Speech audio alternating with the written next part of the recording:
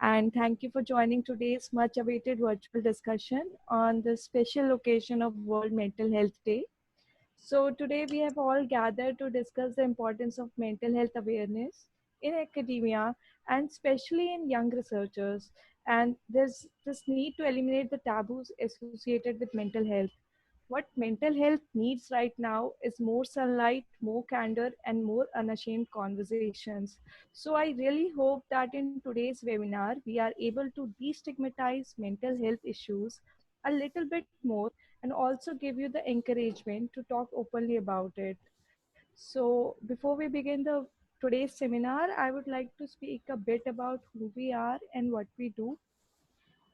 So ISCB-RSG India is a part of International Society of Computational Biology Student Council.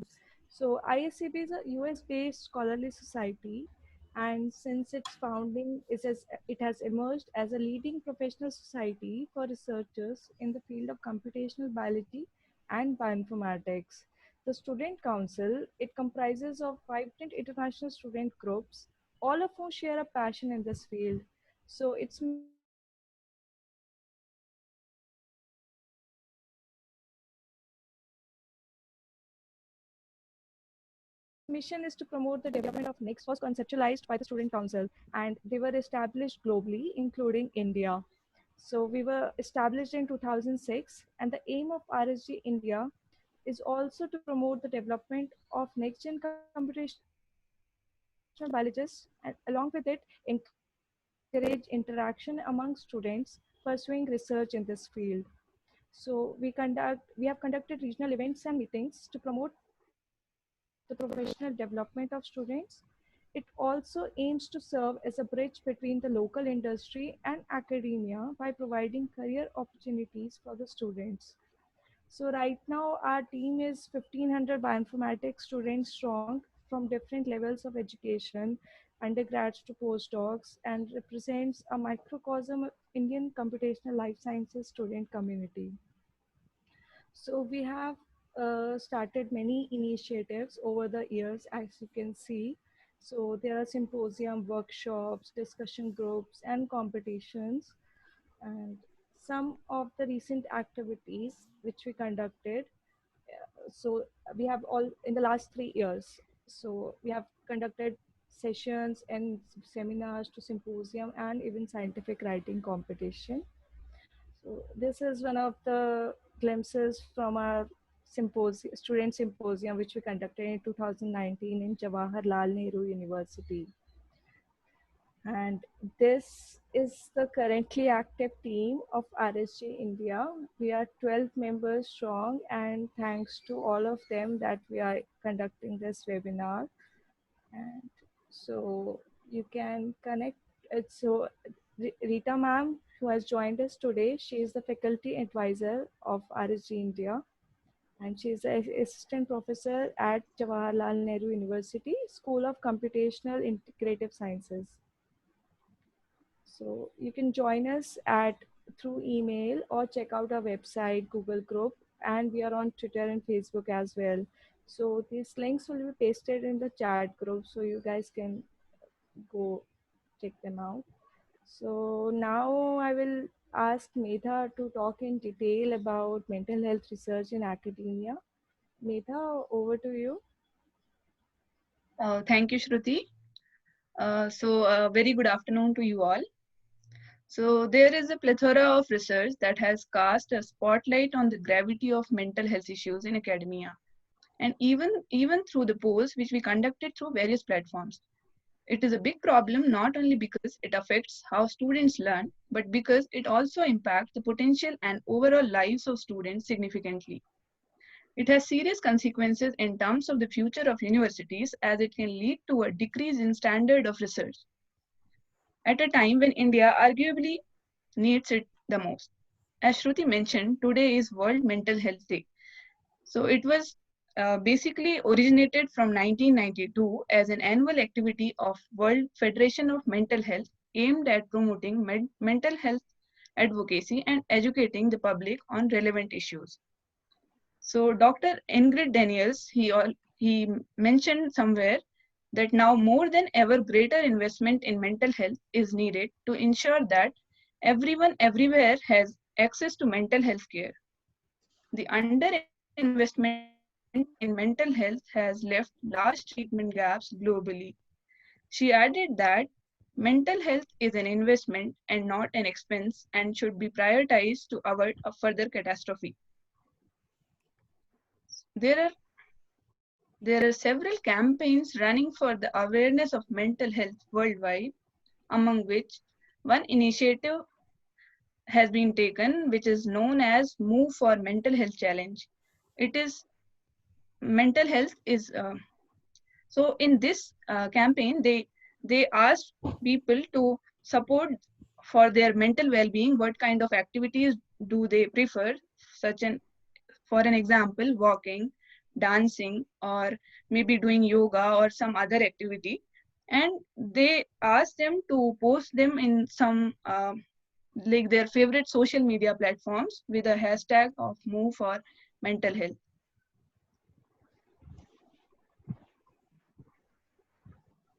So we conducted a survey and in several platforms, and we compiled the data from the survey we did. So the major audience from this survey was PhD scholars and several faculties which are associated to do research.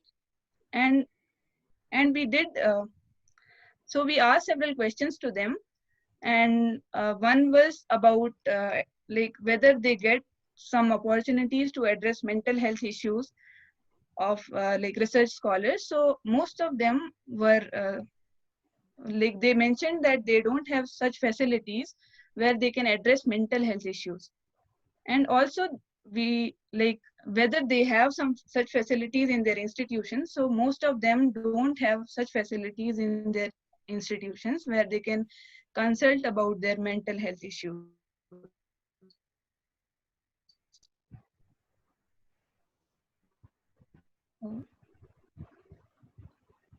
So another aspect what we asked to researchers was like there are several PhD students in between their PhD duration. They decide to leave PhD because of lot of stress. And so you can see in the graph like more than 50% people they they have this feeling that okay, they sometimes they decide to leave PhD because it is just too much stressful, and they look for some other career plans. So in current situation, we are at home because of this pandemic situation, and which affects the mental health and in turn affect their research. So among them, you can see that more than 50% of researchers feel that there are no such solutions to address their mental health issues. And if you see here, more than 80% students, like their research has been affected due to COVID-19 pandemic. And we also tried to ask the scholars whether they are involved in some physical or recreational activities. So we found that very less people give their time for their physical workout, and also they give very less time for that such kind of recreational activities because of lot of burden with their research work. So other than that, we try to look for their major regions of mental health issues, and we found that work-life balance and fear of future employment are the major issues needed to be addressed.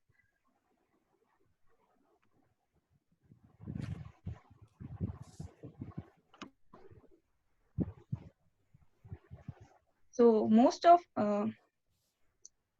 we also tried to look for the students, like in which phase of their PhD they find that this is the most stressful time of their PhD. So we obtained the data in such a way that most of the PhD students which are in their fourth year or final year are like they feel like those are the most stressful years of their PhD. And to burst their stress or to consult for their issues, they try to reach out to their parents or family. So to discuss some of important aspects about mental health, we have invited our expert speaker, Dr. Marshal Dhayal from IIT-BHU, for this interactive event to shed some light on the issues associated and the solutions for them. Now I would like Manisha to introduce the expert and proceed with the session. Manisha. Thank you, Medha. I would like you all to introduce. I would like to introduce you all to the speaker that we have for our event today. That is Dr. Marshal Dayal from IIT-BHU. So thank you, Dr. Dayal, for accepting our invitation. Dr. Dayal did his bachelor's and master's from University of Rajasthan, and then completed his PhD from University of Manchester Institute of Science and Technology. He is currently an associate professor in the School of Biomedical Engineering at IIT-BHU. His research focuses on nanotherapeutics and biodevices. He is also the faculty counselor of the Student Counseling Service, that is SAKHA, at IIT-BHU. That is a faculty-student body that protects mental health of students. So thank you, Dr. Dayal, for accepting our invitation. And we are delighted to have you on board with us. We welcome you to this event. So first and foremost, before starting our main session, we would like you to shed some light on the importance of addressing the issues regarding mental health of students. So Manisha, what I feel that in our body we have several vital organs like liver, kidney, heart. Like that we also have a vital organ which is the brain. So when something goes wrong in stomach, or if we get headache, or some pain in bones, joints, immediately we rush to the doctors, or we also tell our family member and try to get some kind of remedy or treatments. So then if we can get a treatment for, like, say, any of these kind of problems when our body faces, then what's the problem of getting a treatment about the brain problems? Okay, so mental issues are not like those are hypothetical problems. Those are some of the functional problems which we create within the brain by the external stimulations. So if we are getting that kind of stimulations, and if we are feeling that we are under the stress, like how we feel the pain in other body parts, same way the stress is part of the pain which we feel inside the brain, which we cannot express in terms of the pain how our body is experiencing in other part of the body. So this is the first thing I want to tell everyone who is there, that brain is also very important vital organ of our body.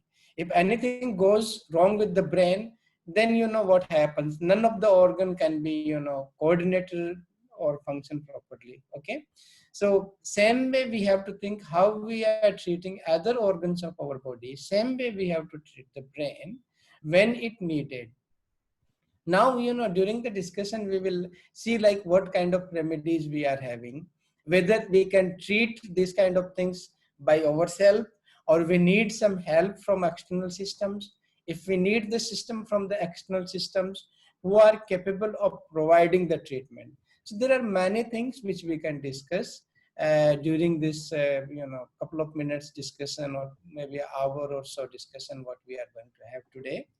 And I'm really delighted that we are having quite enough number of participants. And then we can also have one-to-one discussions, and they can share their particular problems, and those problems as a practical problems we can take and discuss about this. So again I will summarize like what I want to tell. The brain is very important vital organ of our body. Here vital organ means without its proper functioning we cannot survive, simply we can be dead. Okay, so it's very important vital organ of our body, like heart, liver, kidney. If heart goes wrong, then we can die. Same way if brain goes wrong, we can also die. It depends how much time we take it, depending on the severity of the damage which we are having. So consider it is a biological process, okay, which needs some kind of attention. So don't feel that, okay, if you say I am stressed or mentally I am sick, and then, people think bad about me, or, I'm become crazy. So this kind of thoughts come in the mind, and we hesitate to seek the help. And that is the biggest problem we are initiating for ourselves if we hesitate. So feel free to communicate your problems related to the stress which you are developing. So that is the first aid you can receive when you start speaking about these kind of issues. So we have to be more vocal, more open about expressing these things. Okay, with that I want to go further with whatever your plans. Thank you, Manasa. So with that said, we know that the problems that we have with our mental state cannot be measured like the pain that we have in other vital organs of our body. So it tells us the importance of addressing the mental state issues that we have. So without further ado, we would like to move on to our questions session. So the first question, Dr. Marshall, you have earned your PhD degree from the University of Manchester. In addition to your PhD related stress, starting your research in another part of the country, another part of the world that is surrounded by new unfamiliar faces would have given you a different experience. How did you manage to deal with your PhD stress back in early 2000s? So here, normally what happens, we see the the activity with different angles. I see my activity with my angle. Other people are seeing me, they see the activity with different angle. And what I felt, I can see that, honestly speaking, during my PhD, hardly I get any kind of stress. And I can say that was the most exciting, wonderful time I had. Okay. And why I am telling, because first thing, when I was doing my education, okay, from my whatever the 10th, 12th, or gradually how we are going, I never felt that I am doing something very different. Okay. I always felt whatever I am doing it, I have to do it. So first thing, what I feel, that if we accept what we are doing, it's like we have to do it. Then 50% stress automatically goes. Because stress comes when you feel that either you are doing something extraordinary, so you have to keep that standard, or you feel that, oh, you are not up to that level, so you have to achieve that level. So then this kind of comparison or thinking process normally introduce the stress. So whatever you are doing, you accept it, and then you put your full efforts in it. Whatever you are doing, whether you are doing painting, whether you are doing PhD, whether you are doing tech, whether you are doing BSc, MSc, or even whatever job you are doing. So first, the most essential thing for the happiness and enjoying your work is, whatever you do, you accept it. Once you accept it, okay, this is I am doing. Then what happen? You are not alone there, because when we do something, then we are in an environment, okay, and that an environment is not in our control. So the second thing, you have to accept it wherever you are. Okay, environment is not in your control. For example, now I am communicating with you people. We are in an environment of virtual world, and this virtual world is connected through the net and power supplies. Suddenly, like suppose something happen, power supply goes went, internet connectivity goes, something crazy happens, then we disconnected. Then many times people start getting stressed. Oh, my net connection, gone out of, the reach, or power is went off. At that time, you have to cool down yourself. Okay, this is the problem. This is the external problem. We can accept it. And once we are cooled down in that one, then we can easily find out the solution. And other thing you have to learn, because whatever the life you are living, other people are also living the similar kind of life. So your net connectivity can also goes wrong. Other people can also expect, okay, their net connectivity can also goes wrong. So if something happen like that, they will accept it. So you need not to feel bad about it. So this is the second thing you have to have in your mind, that in environment you are living and the environmental conditions are not in your control.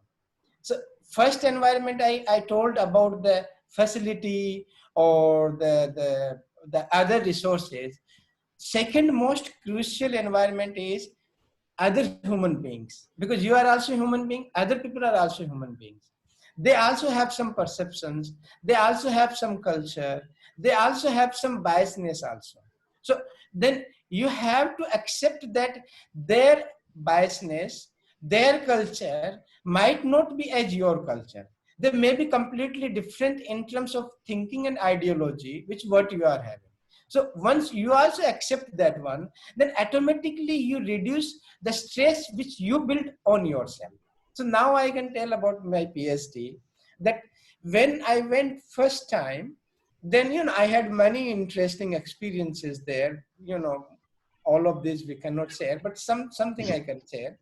So then I started working in my lab there.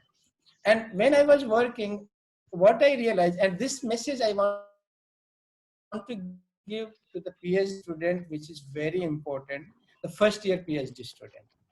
Then I had a choice that I can go at 10 o'clock and then come back at 5 o'clock. Because that's the official work time. But what I realized while I was alone there, not having many friends, normally I get up early in the morning. So normally I get 5 o'clock.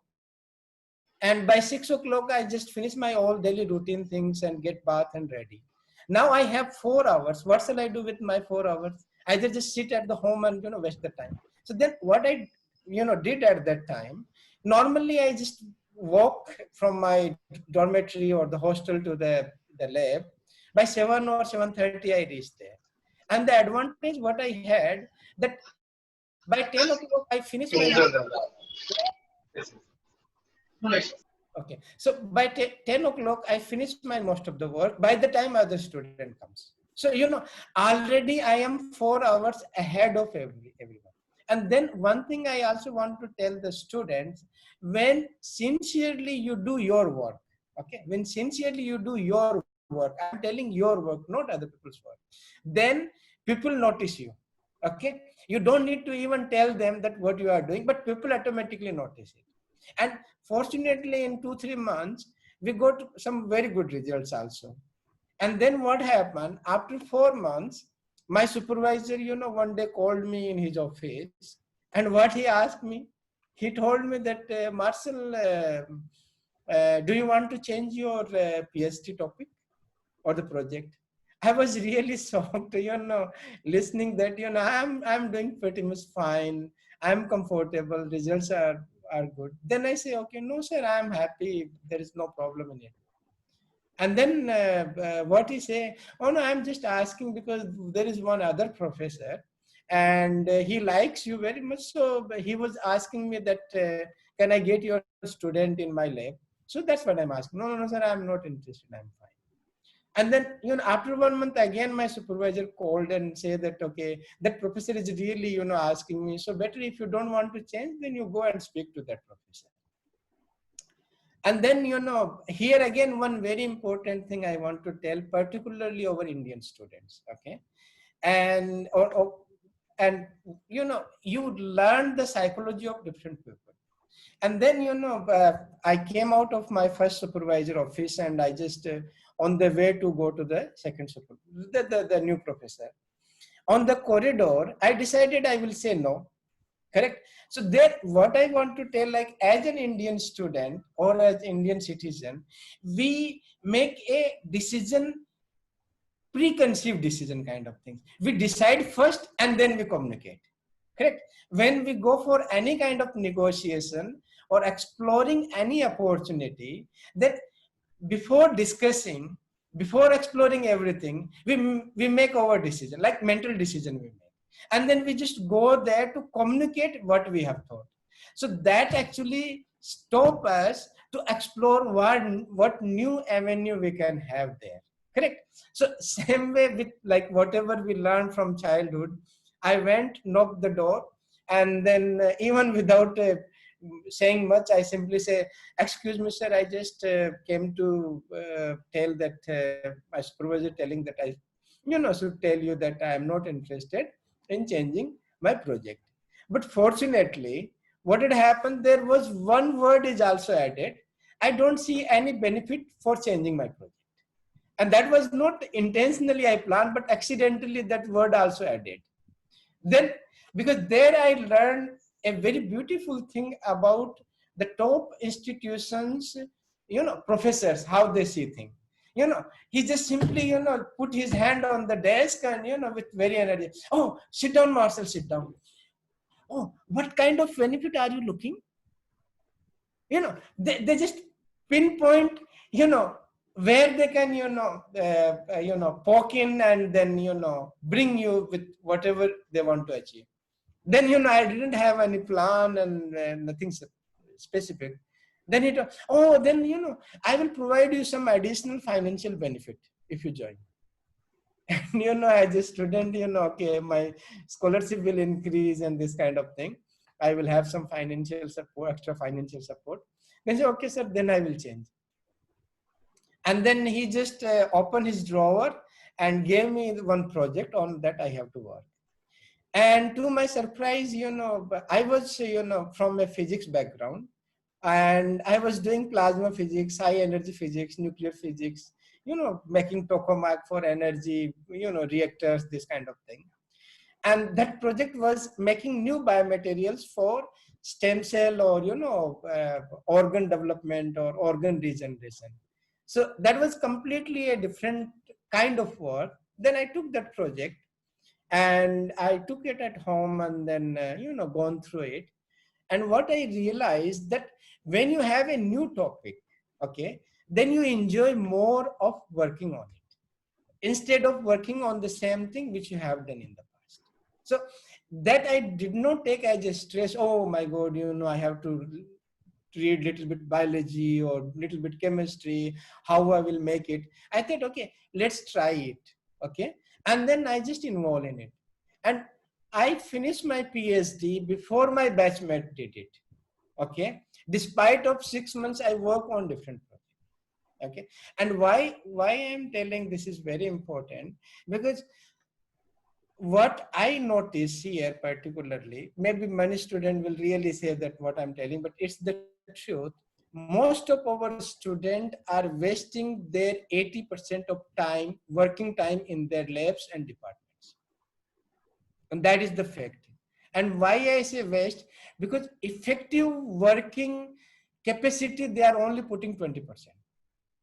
Okay. So if any student who is doing the PhD in India, if they make a rule that at 9 o'clock I will start my lab work and 5 or 6 I will finish it, but from 9 to 6 I will not attend any phone call which is not important. I will not chat on WhatsApp, or I will not spend much time on email or watching news or YouTube's, this kind of things. 9 o'clock I will start my work, 6 o'clock I will finish. Then none of the student will have any problem in terms of whatever they have decided with their career. But the problem with what we have, like what I have seen, that we come by 10 o'clock and then initially we chit chat kind of things, waste half an hour or 1 hour, then we go for tea or coffee as a group, and then we talk about politics, we talk about culture, we talk about weather, we talk about senior problems, we talk about junior problems, we talk about campus problems, and then we come back, and then we think what we have to do. If we do coding, then we start coding. If we do experimental work, then we put your whatever the beaker, and that, then it's lunchtime, go back to the hostel, and then after eating we want some rest. By 4 o'clock or 3 o'clock we come back, and then we plan something, and then we stay 9 or 10. So that everything is distracted because we are not focused on what need to be done. And if that happens, then what happens? We miss the trend. So that's what I'm telling. if you utilize your time effectively from 9 to 5 or 6, then after 6 you do whatever you want to do. Before 9 you do whatever you want to do. Then I think you can reduce your challenges which you feel that, okay, there might be some difficulty in achieving your goals. You will not have that difficulty. Sir, So I this is my agree that, experience which I tell. Thank you. sir, yes, sir, we agree that we need a proper timetable and schedule to keep us focused and motivated. Yeah, So yes, we Shruti. also have, Yeah, yes, Shruti. It's not about timetable I am telling. It's about the yes, sir. mindset I am telling, because timetable you can make from 1 to 9 also, there is no problem. You can come at 1 o'clock in the, Utilizing, it is about but utilizing your time yeah, efficiently. because that continuity of the work I am telling. Yes, sir. If you do your work in segments, then there is no connectivity. So you Yes, fix whatever the time, but in that time you ensure, like suppose now we are talking for 1 hour. In this 1 hour, we are not checking WhatsApp, we are not checking news, we are not doing anything. So like that, if you do every day, Monday to Friday only, okay, 9 to 6, okay, no other activity, only your work, then you will really enjoy and you will not have any problem in finding job also.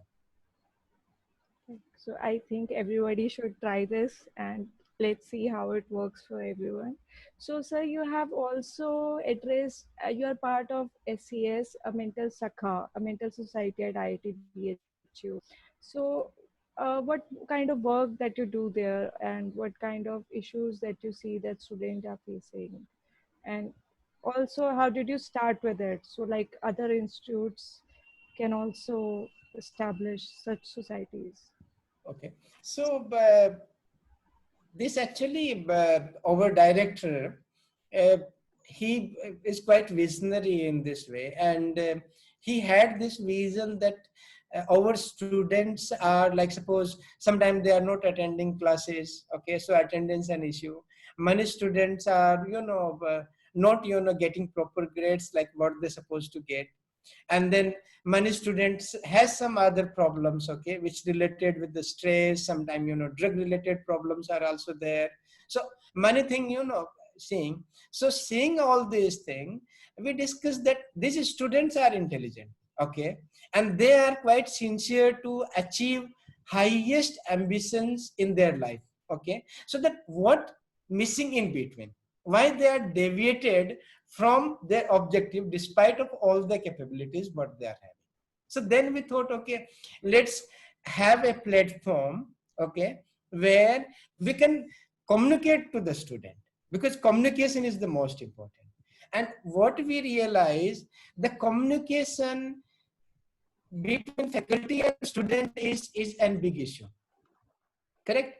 And why I am telling, yeah, why I am telling, because as per your survey, I have noted down that when PhD students are stressed, okay, then they share, okay, their difficulties, like more than 70% or about 70% of the students share their difficulties with their friend and family.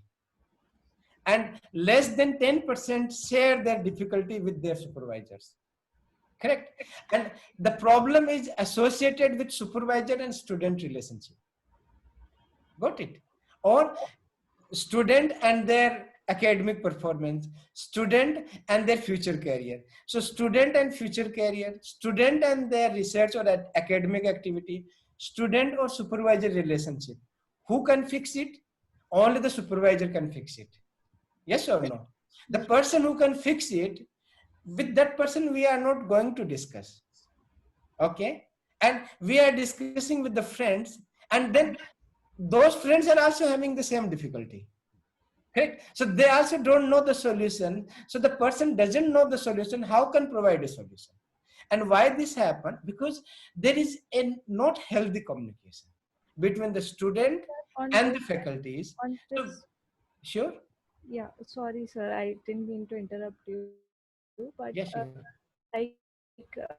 so you are talking about communication gap between supervisor and the student. So, but we also see that there is also bullying on part of the professor and supervisors who have complete control over a student's PhD. So I have personally known students who had to leave their PhDs or leave their degrees just because of these reasons. So how do you think that students should cope with this phase? Because because of because the guide is, so you are talking about that guide is, we should be communicating with the guide, but what about if the guide is not very uh, like not, we cannot communicate with him, or he is the source, he or she Okay. is the source of So the stress? this is very important point. How to communicate with the supervisor?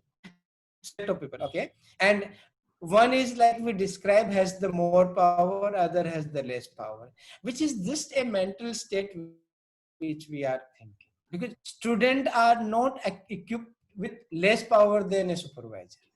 Students are also equally powerful as you feel what supervisor have. What happens during the communication, okay, communication is not only just with the words which we are having, correct?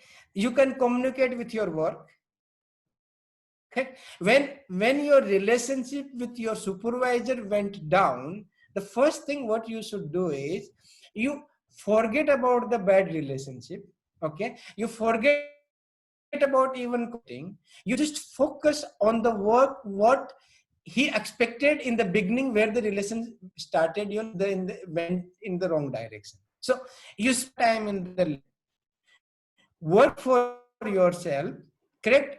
And that is the most powerful communication you can have with your supervisor, correct? And first thing. Second thing, you should not criticize your supervisor unnecessary at every platform, correct? You provide critical feedback to your supervisor, correct, but with proper dignity and words. Got it? So these are different way of communication you can engage with.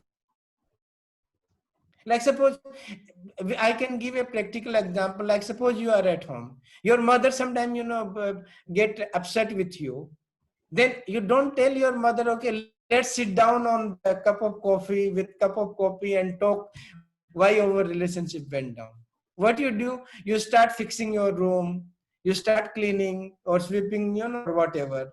Then mother watch it, and then she will make a cup of coffee or food nicely, or you can help in making the food. Then what happen? Next day your relationship again come in a good harmony, correct? So here you have to communicate with your body language, with your work, okay, and with your sincerity and integrity. Then I can't find, because in your success supervisor interest is also there, so you have mutual interest with each other. Okay, Shruti? Okay, sir. So Manisha, you want to ask a question? Thank you, sir. So You're we have welcome. been getting questions from our participants now. So Yes, I would like to ask question that yes. has been asked from Sumit, and he asked how to manage stress in PhD, especially if you're not having many friends or lab mates of your frequency. Like I'm doing my PhD postdoc, and all my lab mates are of younger age to whom I have only formal chats. Now I have very less people to discuss my PhD stress. So what do you think would be good tips for addressing this situation, sir? Okay, so Sumit, first thing, like you tell that you don't have, like when you are not having many friends, the question is that no one has the friend. This is the very true unpleasant, truth what I can describe. Okay, because when we go in professional work environment, like whatever we are having, all the relationship are based on our mutual benefits, correct? So if you expect like someone will understand your emotion as a friend without talking, they will understand, okay, today you are sad, today you are happy, today you have like chill kind of mood, you want to go for the movie, then they say okay, let's go for the movie. So expecting this kind of things, it's like beyond real life what we can feel. Okay, so first you realize that no one has friend, it's not only you but others also are in the same phase.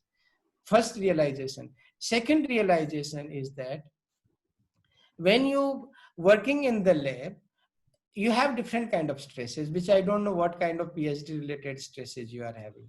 The most important stresses, like normally most of the student what they have, they misunderstand the PhD concept itself.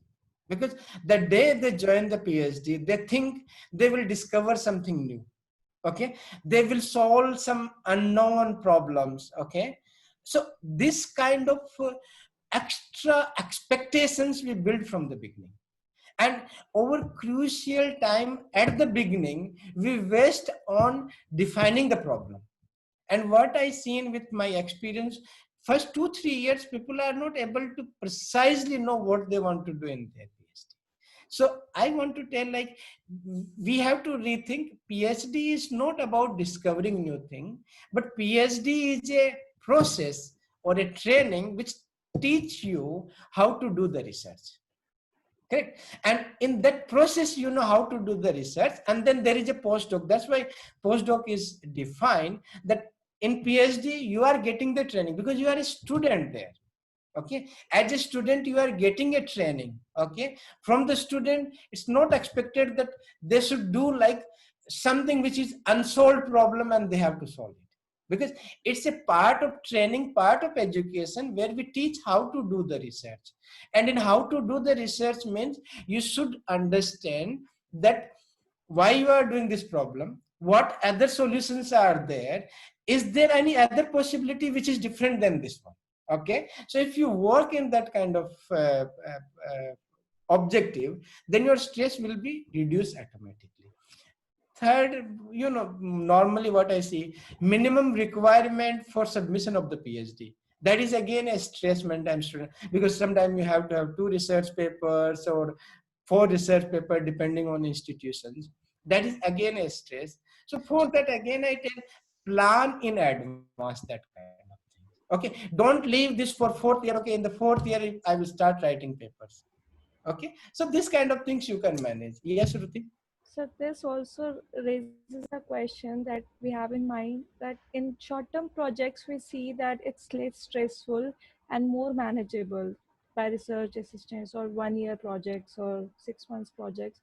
But we see that the scenario flips when we see PhD students.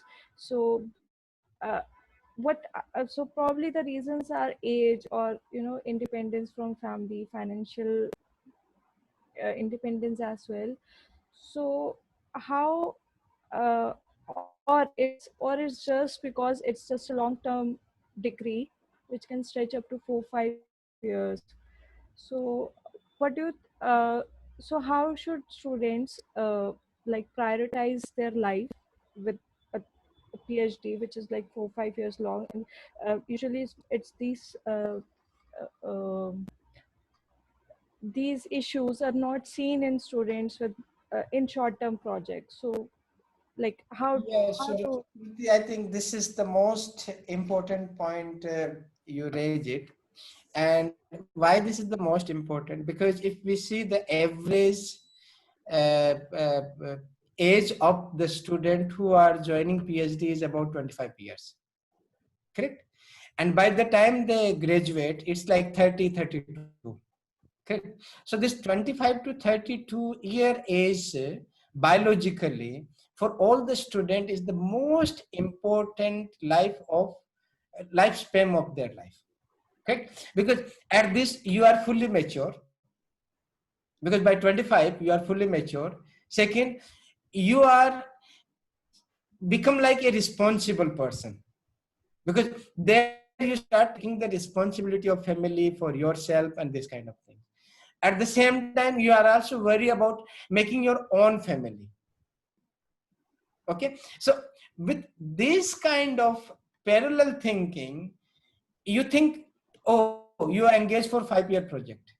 and there is no in between escape kind of things. You have to stick there for 5 years. Okay, and then one time we think these three things what we thought parallelly we cannot manage with this kind of work or 5-year project. So there, to manage this kind of stress, the best thing is you have to train yourself that you have to be multitasking. Okay? And in multitasking, first you have to train yourself that this PhD program you choose by your choice. Because you had an option after your master's, you can go for a job. And then there are many jobs where you can do it. You can set your family, you can get married. Okay. And then maybe after 5 or 6 years, you can get education leave and then come back and do the PhD. Many people do like that. Okay, so that choice is also there. But coming to the PhD was a choice. Whether it was your choice or no option, that is again a different story. If no option, then you join, then again you are coming with already a compromised mental stage. So if you are coming with compromised mental stage, then this problem look much bigger to you again. So what I say, once you choose this, okay, you put your efforts and try to reduce your 5 year into the 4 year. That's what I am telling. And many people, they come, join the PhD, initially they get the stipend, and then in first and two, like mostly first or second year, they don't put efforts. What they can put it. They take life little easier. And then that time, whatever you have lost it in first 2 years, it's become a serious issue in terms of providing the stress to you. So I always tell even my student that why you want to stick for 5 years for the PhD. If your eligibility can finish in 3 years, then why you should not finish in 3 years? Why it should not be 4 years? But they plan, I will submit my thesis after 5 years, and they start writing for after 4.5 or 5 years. Then they have to cross-check it. Then examination should take place. That take another 1 more year. So by the time they get it, it's 6 years and or 7 years or 6.5 years. So that is the part of planning at the beginning where some mistake we do as a student. And it's not the problem of the student, but it's the problem of culture. And Shruti, I want to tell you with my experience, the biggest problem with the student, okay, like if you go abroad, then hardly you see any groupism kind of thing. Okay, groupism means among the student. Okay, there if you go there, from day one, your objective is, okay, my PhD program is 4 years. Within 4 years, I have to submit. Every day you work efficiently.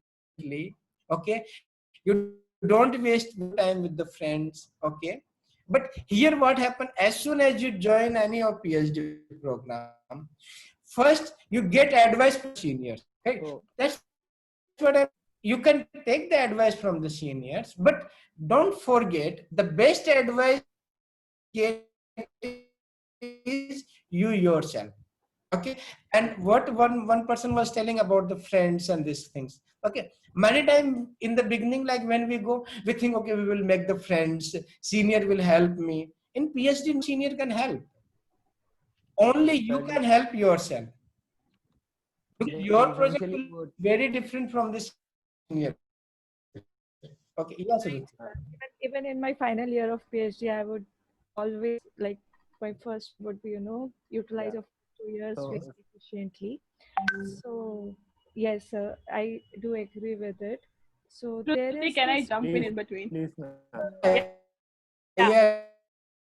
So yeah, I think Dr. Dhayal and me are the only faculty members here, and I understand what he is saying. It's the pain that from the supervisor side, the professor side. But I also know that most of you don't want to know that where you are going wrong. You want to know that if my supervisor is going wrong, how to shoot him, right?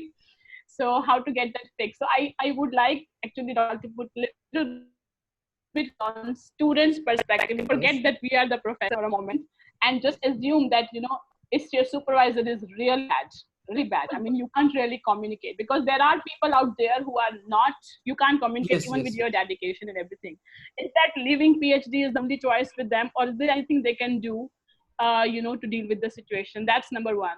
And number two is that when you say that we have a difference in the expectation of the student and the teacher, that has to be talked out in the beginning. And that's not students' fault only that they can't have a child. If you join my lab, you have to stop living and just focus on this. And nobody can really dedicate, 5 years just for PhD. You have to keep living, right? You are not dead for the world. It's not that you are, if you have enrolled for a PhD, and we as a supervisors have to understand they have their lives, they have their families, and they have responsibilities. When you are abroad, it's very different because you are just alone, and you know that there is nothing for me to do because I don't have a family here. But I see when my students here who are living with the families in India, they are facing different type of challenges because their families expect them to come for Diwali. Their families expect them to come for Diwali. Their families expect them that there is a child in the home, newborn, have to be there. Their families expect if there is somebody is ill, that this person should help. Not because you are doing PhD for 5 years, they will just let you go and you can't get involved in family problems. You can get rid of that when you're doing PhD abroad. But when you're in India, you have to deal with all that mess side by side while doing your PhD. So I guess these are the two perspectives of And on students. I a can't put basis. bluntly like me, Yeah, but I would like you to just talk. yeah, Dr. Rita, you I clearly pointed out these things, and we can talk about certain things. And Dr. Rita, you know very well now about the rules, regulations, and all those sort of things. If any student, if any supervisor ask their student not to marry, it's illegal. Okay. If any supervisor asks them don't to have your family life, okay, or don't have children, it's again illegal. Officially, you can also get whatever maternity or paternity leave, all the right you are having. Correct? So if any supervisor asks that kind of things, it's illegal, and simply they have no right to do this kind of thing. And there are many platforms in the institutions where, if politely, I'm again saying that thing, if politely, if you put your case, our academic system is so student friendly. Okay. And Dr. Rita can also agree with it. It's so student friendly that they will provide a solution. Even the department, disciplinary committee also convince the supervisor, sir, either have some co-supervisor or think with the student. So, I don't know, but maybe some crazy people are also there. That, exception case we can have, because we can talk in general. So the first thing, if any supervisor have this kind of expectations, okay, those are separate issues. And normally what happens, why this kind of perceptions develops, okay, because we accepted this kind of perceptions. That's why it's developed. Like from day one you say, no sir, I don't like this kind of thing. Then supervisor know from day one, okay, these are my limits. Up to that limit I can go and I can expect. Because any supervisor can only ask you to work from 9 to 5 or 6. That is what is official I'm telling. And Monday to Friday, if it's the central institutions. And I am telling, if honestly, that's why I told you in the beginning, if honestly you work from 9 to 5 or 6, okay, and then supervisor see your outcome. Every supervisor know the intensity of the work which you are putting. So outcome will tell. And if you every day 7 hours sincerely you spend for 5 days in a week, that is sufficient to impress any, even grade to grade supervisor also. So there, I think that is what I just really want to highlight once again, yes, because Dr. that's a very, very important point that you have just mentioned. That Yes. it happens because you are tolerating in the beginning, and Yes. you think you want to please your supervisor for first year and second year, you tolerate it, and then when your threshold is crossed, then it's like blast. And all of a sudden, it's like, what happened to you? You were so nice to me till yesterday, and today you're complaining that I'm abusing you. So that is exactly what he has just now mentioned, and I want also. Dr. Rita, I can also tell you one more thing here to the student. Actually, what happened, it's not only with the student, but for younger faculties also happen. Like, because after PhD, you will also join some job somewhere. And I can tell you that you have to be careful about one thing I can tell you. Even when you join as a PhD student or as a new job, okay, then what happened? Your supervisor always say, "Oh, cool down, don't worry. You have money time. You know, take things easy. In the beginning it will take time to understand, and then you feel okay, so nice, so friendly, and you really slow down your work efficiency. And then what happened? After 1 year, 2 year, same person, what did you do in last year? You didn't do any experiment. Why you didn't do it? Oh, you are not spending good quality of time in the work. You should achieve this or that. So there you have to be quite wise enough that, okay, you accept that, friendly behavior, but at the time, don't compromise with your work. And just to put it in other words, just to put it in other words, that your boss can be friendly, but he is not your friend. Remember that. He is not your friend. When you are breaking, he'll break you first. He'll say, get out of my lab because you didn't do anything. Yes. So don't consider that if he is being friendly to you, nice to you, then you just treat them as friend and get along for a coffee and all, you think that you'll get away with whatever. Yes. So just treat them like a boss right from the beginning. Yes. And then if you have any expectations, just clarify in the beginning. If there is something you can't tolerate, just say it outright, because he is not your friend. He is the boss and he needs to know how to treat you. Yes. You need to know how to treat them. So yes, that's also a very good point, very relevant point, I guess.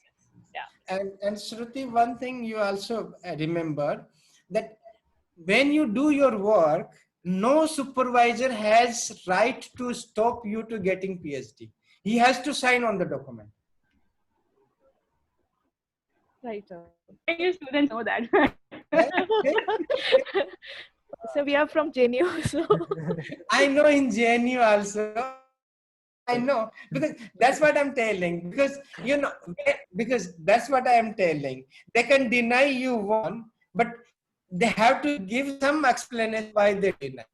Like suppose for your PhD, whatever the minimum requirement, if you have double than that one, can you say not to submit your thesis? Sir, you are talking about the requirement. So I think one very relevant question is here from Monica Srivastava. She is asking that what if like a paper gets rejected, or like are not getting accepted from few generally feel very demotivated.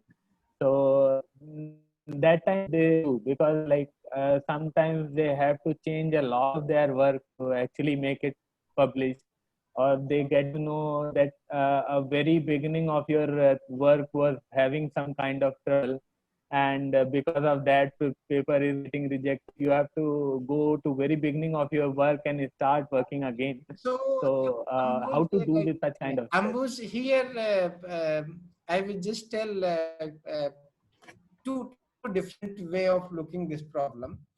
Suppose if you write MTech exam and by any reason your paper is bad, you really study very well, but on that day you get fever or something happen, and your paper really went very bad and you failed it. Will anyone pass you? Of course not. Yeah.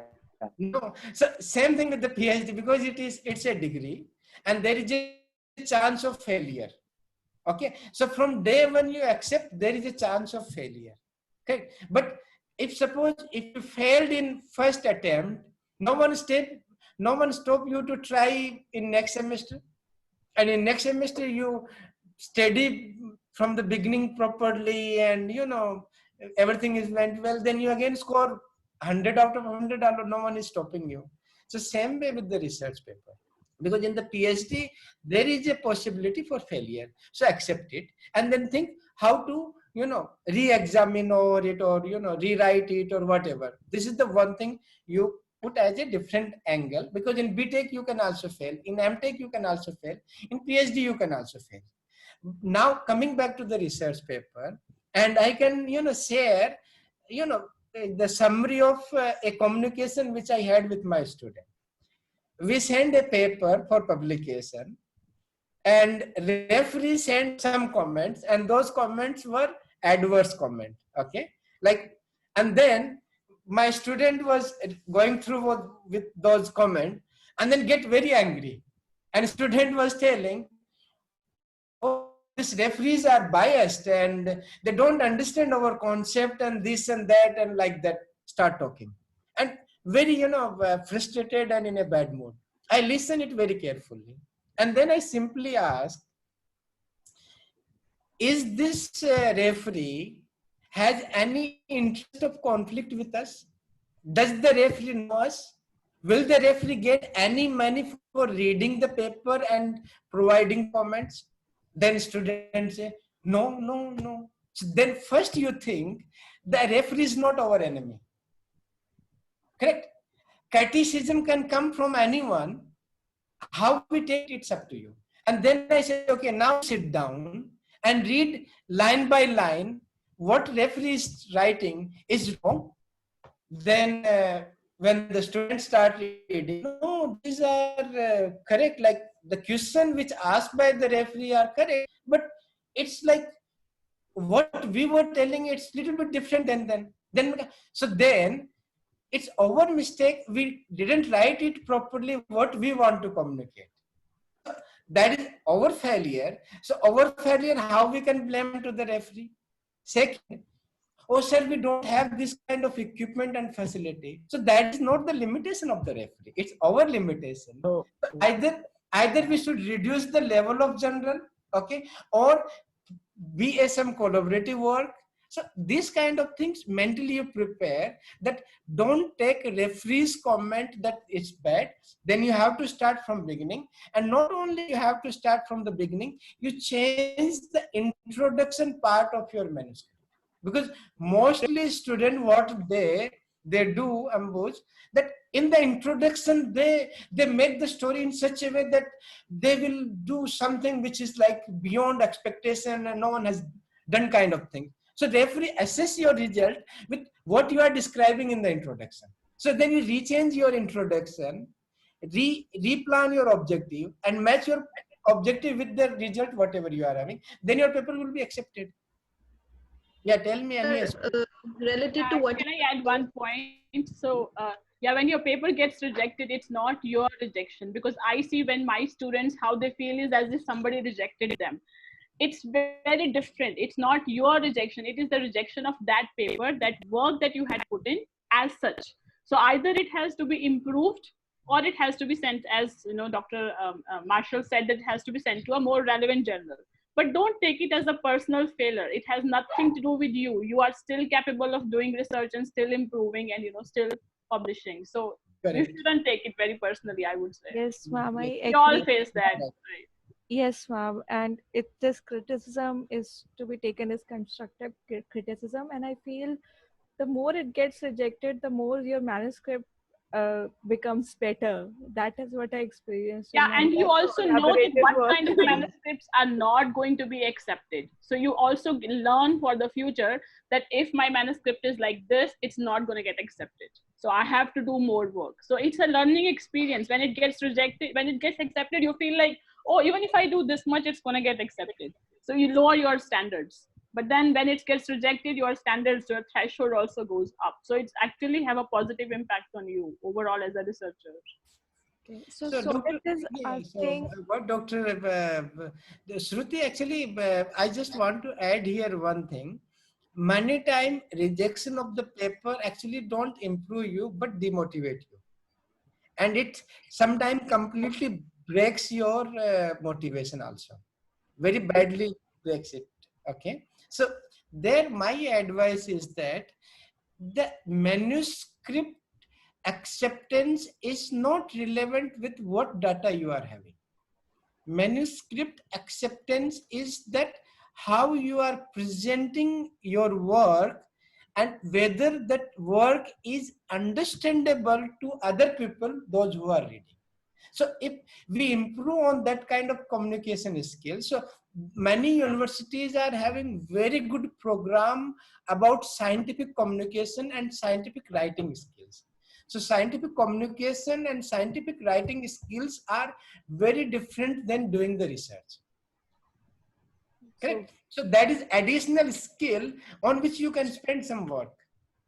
Yes, sir, I agree. We should join these workshops on writing skills, and even paper readings workshops are conducted.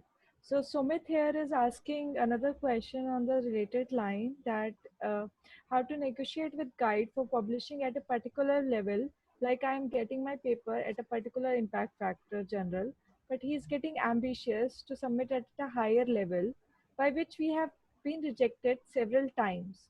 I agree with the optimistic thought of looking high, but as a student, we are constrained by time also. This ultimately builds pressure. How to handle this? So, Sumit, what I can tell that this is the serious problem from the supervisor side, and there, I take the side of the student, because supervisor have to consider that time constraints are on the side of student.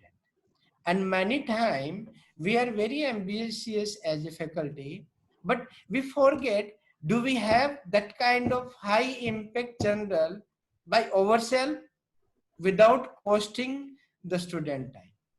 So I, honestly speaking, in India, I don't have any solution for that one, because many students are suffering because of that problem. And what I told you, many times your manuscripts are rejected because we target 3 times higher standard than where we stand. Okay, and there, the best way what I can say is, you have two parallel works. One work you leave for your supervisor for high impact, or he can try it 10 times or 20 times, but at the same time you keep some low hanging fruits for yourself, okay, that may be directly relevant to your PhD, or maybe little bit deviated from your PhD, so that your minimum requirement fulfill. So Rita ma'am, do you have to say anything on this question by Sumit? Yeah, I think I completely agree with your suggestion that you need to directly talk to your supervisor, that if he is getting ambitious, it's actually a good thing, because what I mostly see in Indian people is that they usually go for lower journal than what they can actually target. So that should be the real problem. Really painful that you have all this wonderful data and then you are just sending it to a trash journal. Or problems like a problem where you are standing, but I would like to have a supervisor who is that ambitious. So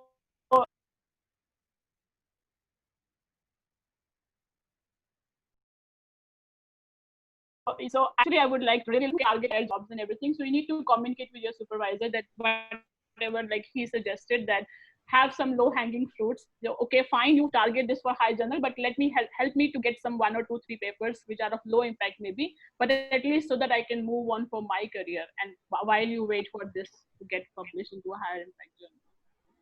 Okay. So, okay. So the next question, which I'd like to ask is, so we asked for me, uh, so we asked in the poll that what was the major reason for stress, and it was work-life balance and fear of future employment. So, like Asar has already talked about work-life balance. So, what how to tackle this fear of future employment, and it correlates with Sumit's question also, that we have like papers to publish, thesis to write, and it's like a buildup of stress during the last years of the PhD. So, what do Okay, you have to say on so this? then, like, we now talk about fear of the future employment. That is some issues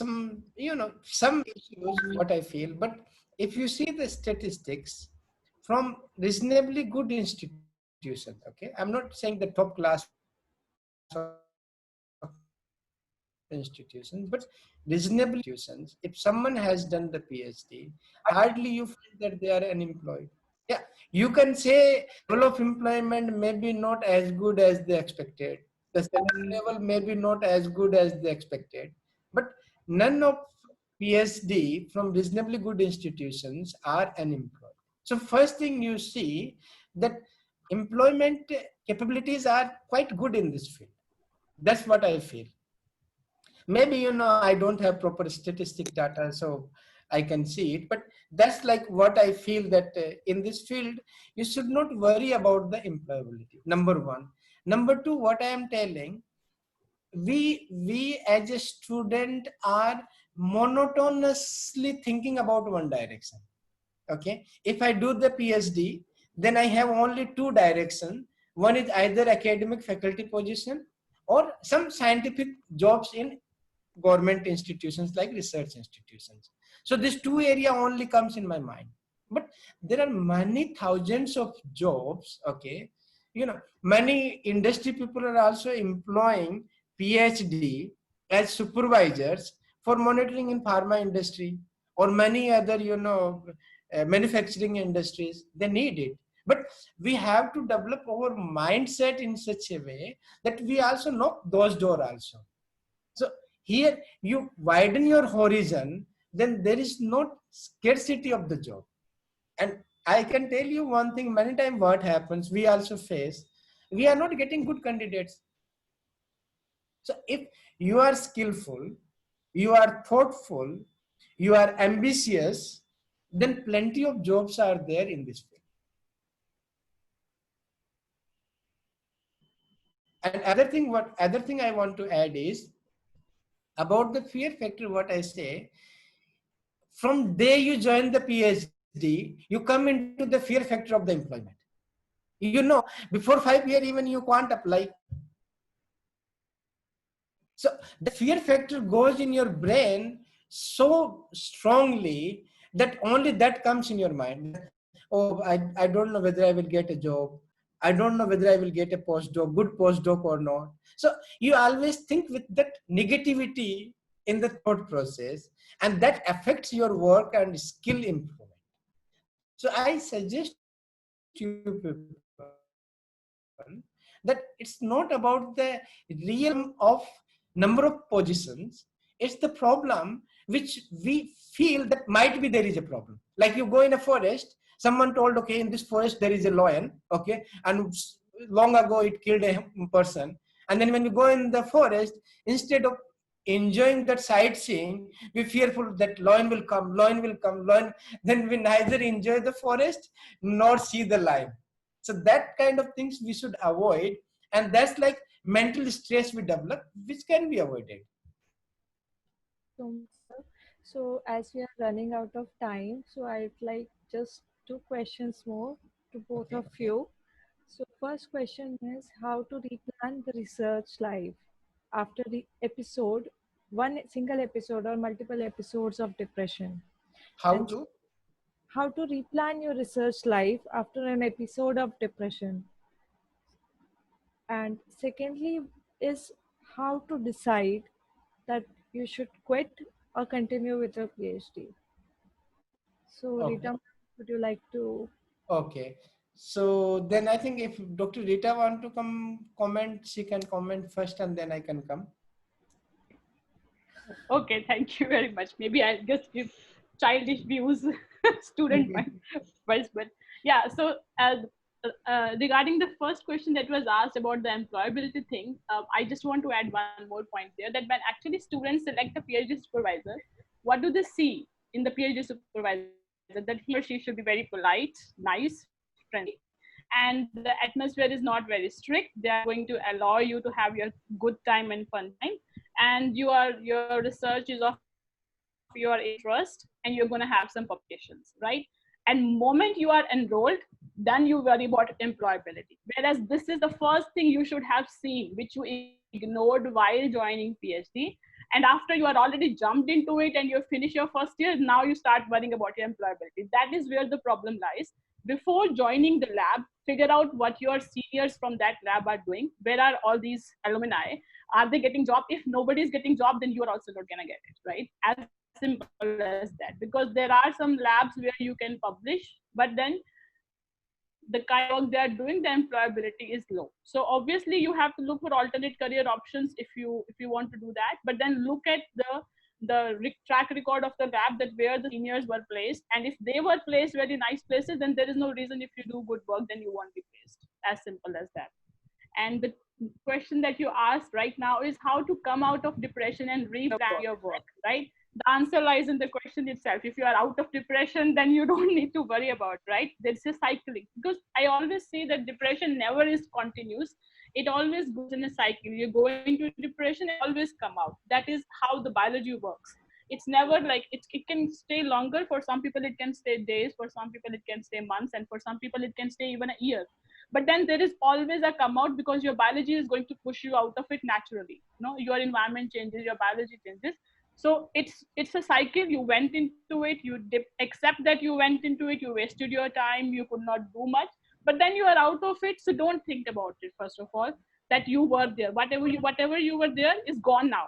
So you don't have to think about that. So just make a fresh start. And then when you go for interviews and tell people that I was in depression, that's why I was not doing anything, that's the worst thing you can do to yourself. Because I have interviewed JRFs and SRFs. They come and tell I was not doing anything because I was a little bit anxious because of my supervisor. Some problem happened because of my family reason. I was in depression. It was there, but you don't have to keep singing that song all over again everywhere you go. Just say I was taking a break and I was not sure what I was going to do, or I was studying or whatever. Make it productive and don't keep talking about it, because the more you talk about it, the faster it's going to come back and hit you again. So whatever is gone is gone. It happened to you. It was not in your control, but it is gone now for good. So just restart and refresh. And what was the third question? Quitting people. How to decide should we continue or quit PhD? Yeah, that actually depends on your supervisor. If he makes you quit, then you have no choice. But if your supervisor is willing to get along with you, then you should try your best, because quitting is never an option if you want to really, because you will have these kind of problems every aspect of your life. And if you start quitting, that's what you're going to apply everywhere in all aspects of your life. If your wife isn't good, you're going to have a divorce. If your child is not good, you're out of them, out of house, right? So it's quitting never helps, right? Unless and until it is suffocating enough that you can't take it anymore. So if your supervisor is willing to give it a chance, give it a chance, give your best. But if he has made up his mind that he's not going to allow, I'm saying he, because she's are not. So, so if your supervisors have made a mind that he or she is not going to cooperate, then obviously you don't have a choice. But if they are cooperating, then I think give it a chance. I think now over to Dr. Marshall for more. Yeah. So, Dr. Rita, you really made my life much easier to deal with these questions. So, Shruti, like, have you heard about Steve Jobs' life? Yes, sir. I have read his book. So when in the beginning, like when he had the company, then he thought advertisement can help his company to grow further. Then he hired one person from this Pepsi or Cola, something like that, okay? And then he brought that person in the board of governor, and then that person, what he did, he threw away Steve Jobs from the company. Literally, like the $1 billion company he was owning, and he just thrown away. And then what he did at that time? Did he fight with the company? Did he complain about that one? No. Then what he did, he went back to his home or like his life, and he started enjoying his hobbies. Correct. And when he started enjoying his hobbies, he brought a new concept of the music industry. MP player and the MP at that time, in 2002-4 came, and then he made himself, so comfortable again. Then the same company come back to the Steve Jobs and say, now you come back to our board and be the chairman and be the owner of everything. Okay. So, like when you are in depressed, okay, the first thing is you go back to your hobbies, because you have to cure your depression first or the stress first. And what is the best way of curing the depression? Go back to your hobbies. That hobbies could be reading storybook, reading comic books, doing some experiments, or reading research paper, whatever the hobby you are having. You go back to your hobby. When you go back to your hobby, automatically you start getting relaxed. And then you put your full energy to prove yourself that it's a worthwhile in your life to do something. That the things you left, that will come back to again. Okay, so then automatically that thing will be linked. And second thing, how to decide to quit, because I just want to tell one thing about this. In like civil services, you have heard about the civil services. Okay, in civil services we have different category like administrative services, police services, allied services, and diplomatic services. So one services we call the diplomatic services. And what is the role of diplomats? Diplomats never give their opinion. Number one. Second, they never get irritated with other people's opinion. Okay, and why normally most of the time relationship goes bad, because either we are giving our opinion or we are not accepting other people's opinion, like as a supervisor. So you can work there as a diplomat, you think this is my, I don't need to give my opinion. Right? Same way, if your supervisor is giving opinion, you need not to accept it, but at the same time you need not to oppose it. Right? So if you act as a diplomat, then you can easily overcome with this transition. So then you have to tune with your behavior. I'm telling you about the solutions. Okay, so first you go with your hobbies, and then you act with the diplomats. Now I can tell you about one story which is very important. I used to tell my all the students, even my regular day classes students also. I used to read one book,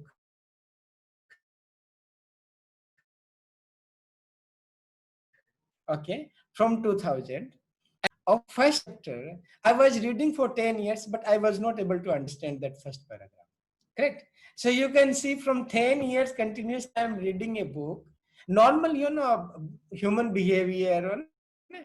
And then what happened? First chapter, first paragraph, I am not understanding. And that book is, How to Make Friend, or, by Dale Carnegie, you have read it. And in that he described a story, okay, that in 90s in America, New York, there was a gangster kind of people, bad people. Okay? He really has charged for so many murders and this kind of thing. And he was captured by the police in Manhattan in some apartment. And he was just very seriously, injured and about to die. And he described his cruelty also there. And at the time of dying, with his blood, he is writing, I have a very kind heart, with myself. तो वो आदमी बोल रहा है कि एक करुणा भरा दिल मेरे पास है जिसने इतनी क्रूरटी की है. तो उससे मैं ये समझने की कोशिश कर रहा था राइटर से कि इस स्टोरी से ये राइटर क्या बताना चाहता है. ठीक है, और वो मेरे को समझने में 10 साल लग गए. और वो मैं आपको बताता हूँ वो क्या बताना चाह रहा था कि आप कितने क्रूर हो, ठीक है ना, आप जो अपना परसेप्शन रखोगे उसे कोई चेंज नहीं कर सकता. वो अपने आप को काइंड मानता था, कोई उसे नहीं समझा सकता कि you are not kind, you are cruel. Correct? So that's what the writer is telling, that if you want to get along with adverse situation, don't try to change the perception of individuals. If you want to catch fish, you have to provide what food needs. Okay, so many times what happen in these complications, we try to change the perceptions of that individual. Okay, we just take as a challenge, oh no, I will teach the lesson to my supervisor, I will convince my supervisor I'm right, he is wrong. So you just overcome with this kind of things, and you poorly think my purpose is just to get his signature on this piece of paper. Got it? My purpose is that he just click on submit button for my manuscript. I am not interested what he thinks, what kind of lifestyle he has, what he eats, where he goes. I have none of the business to see that things. I'm not able to change the perception. even in your family member, you are able to change the perceptions of individuals. So what I advise to students, don't go with the perceptions of individuals, go with that perception, okay, how you make comfortable and be friendly so that person will support you. Got it? Thank you. Yeah, there is a disclaimer here. So when I take a PhD student or a postdoc, I don't only see one quality, whether they're good or sincere or will be able to do a project. I also see, would they be my future collaborators? Would I like to collaborate with them once they're out of my lab and have their own lab? So yes, the first thing you should start with is that we are going to have a long-term relationship with each other, not just 5 years. It's going to be a lifetime relationship. But if that doesn't seem to work, then exactly what you said, then you just need a sign and you work for it, whether Because it's diplomacy or rather whatever. than quitting, better you manage it in a Exactly. Even Mark Zuckerberg in his book said that you should hire those who you would like to work for them. So it's a give and take relationship, and I think that the takeaway note is, from this discussion is, it's okay to be not okay, and and if you're not okay, but go back. Shruti, one thing. I want Yeah. to take two questions from undergraduates. Okay, so anybody from undergrads, would you like to? Because their stress may be very different than PhD students. So anybody from graduation or masters? I cannot see if anybody is raising hand. Okay, then it's all right. So Yeah, now you can conclude, Shruti. so it's okay to be not okay, and if you're not okay, take a break, go back to your hobbies, and get well, and come back to your research with proper trying to balance out your work life by, like sir said in the beginning, about your routine and your priorities. So yeah, I think so. That is a good takeaway, positive takeaway note. So Ambuj, I would like to want you Yeah, to. Shruti, thank you, Shruti. So it was really engaging and enlightening session. So I think Dr. Marshall, you really put your words very nicely, and I think many people would have like enjoyed this session. And I would like to thank you, Dr. Marshall Dhayal, for joining us and sharing your views on mental health issues. And let's give a huge round of applause to him. Like, let's unmute your mic and give a virtual applause to him. Thank you. Yeah. I would also like to thank Dr. Rita Sharma to join us with the event and sharing her views also, and really making the questions to be particular to the student's point of view, which is sometimes difficult to put in from the student's mouth.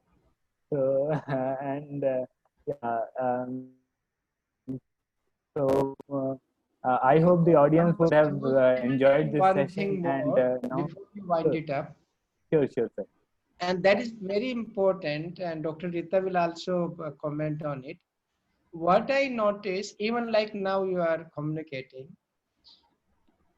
when we get an opportunity as a student, and when we are talking in front of seniors, we don't get that confidence or feeling of ownership. So in your life, always take that feeling of ownership and confidence, okay, that you also exist with equal partnership. If you have that kind of feeling, then other people will not overrule you. No one has courage to crash you when you stand by yourself. So that point I want to tell you people, that you stand yourself with the confidence that even if I make a mistake, there is no harm, because we are human beings, we can make mistakes, we can learn it, I will fix it. So don't be fearful of making mistakes. Then I can assure you that no one will create any problem in your life. Yeah. So yeah, so rightly said. So be confident and don't afraid to make mistakes, and don't afraid to solve correct those mistakes and don't think it's a very big mistake or something. So yeah, so the session would have really helped. I hope the session would have helped the audience to be a little bit more relaxed and like think brought some positivity into their mind. And so now we are sharing a link of feedback into the chat, and we would like to like our participant to fill those feedback forms. I would also like to thank a complete entire team of my regional student group, RSG-India, for organizing the event. And last but most important is the contribution of audience. Thanks for coming and joining the session and asking good questions. And yeah, thank you. And we will be keep the session running for next 10 minutes. And please fill the feedback form so that we can improve on our next discussion. Thank you. Thank you, sir. मैंने एक शेर लिखा था जो बिल्कुल जरूर ma'am, जरूर। Marshal sir ने बोला, मैं उसके बारे में सुनाना चाहती हूँ। मैं अपने कत्ल में गिरफ्तार क्या हुआ, मैं अपने ही कत्ल में गिरफ्तार क्या हुआ, मेरे अपने उसके चश्मदीद गवाह हो गए। जब हम खुद को गलत मान लेते हैं तो फिर अपने भी मजबूर हो जाते हैं हमें गलत साबित करने के लिए। एग्जैक्टली, जब आप खुद को मान लेते हो कि मैंने गलत किया है तो फिर कोई और आपको नहीं बचा सकता। तो have confidence, whatever he said was concluding statement, that have confidence in yourself. So with this thank you very much note, thank you yeah, thank you to the speaker also and the team. We will talk some other time. I really enjoyed talking to you. Sure. It was wonderful. We had really good time with all of you students and Dr. Rita. Thank you so much, sir. Thank you, ma'am. Okay, Thank then. you, sir. Bye bye. Thank you.